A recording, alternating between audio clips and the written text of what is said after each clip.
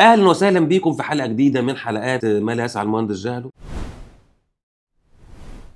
النهارده احنا جايين نتكلم عن الشخصيه دي مؤثره جدا في حياه الاسد. احنا عندنا اي اسد او اي حاجه احنا بنشتريها او اي ماكينه او اي سياره او الاوبريتور مهم جدا. الاوبريتور ده هو الشخص اللي هو بيستخدم الاسد دي او بيكون جنبها او بيتعامل معاها.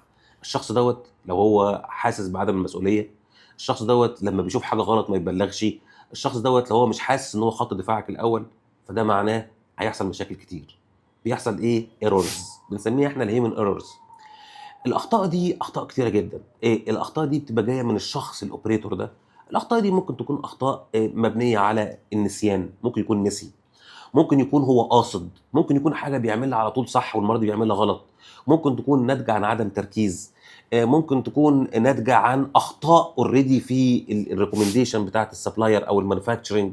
فانواع الاخطاء اللي موجوده في الاسيت مانجمنت واداره الاصول اليومين ايرورز كتيره جدا، لدرجه اللي هي ليها تصنيفه كبيره قوي. الاخطاء دي ممكن تتعالج اللي احنا نخلي المكان كويس، يعني الورك بليس كويس، انفايرمنتال، رطوبه، مفيش ضوضاء، كل حاجه بحيث ان هو يكون مستريح. الحاجه التانيه ما يكونش في ضغط نفسي على الشخص دوت، بحيث ان هو ما يغلطش اخطاء مرتبطه بالنسيان او الكلام ده كله. الحاجه الثالثه اللي احنا لازم نعمله تريننج ان هو دايما يتدرب، ان هو ما يغلطش، ان هو يتعامل ازاي مع اخطاء معينه او في احداث معينه. والحاجه المهمه اللي احنا ممكن نحط حاجه اسمها الميستيك بروفنج او بيسموها الايرور بروف او بيسموها الدامي بروف بالعاميه الانجليزيه او بيسموها البوكايوكي. ده مصطلح ياباني معناه ميستيك بروفنج بالانجليزي يعني. وده بيقول ان انت ممكن تجبر الشخص انه ما يغلطش، يعني تخليه ما يغلطش. ودي اشهر الانواع في منع الايرور.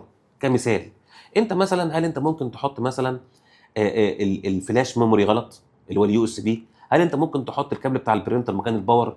مش هتعرف ليه؟ لانه بيمنعك اجباريا. لو انت عرفت يعني ايه هيومن ايرور، وعرفت انك انت ازاي ممكن تمنعه اجباريا، وعرفت كمان ايه هي الحاجات التانية اللي هي ممكن تمنع الهيومن ايرورز، اكتب لنا في الكومنتس ايه المواضيع اللي انت عاوز تسمع عنها، او ايه هي الالفاظ او الاكسبريشن اللي انت حاسس بيها بلغط، ونتكلم عنها في المحاضرات او في الحلقات القادمه.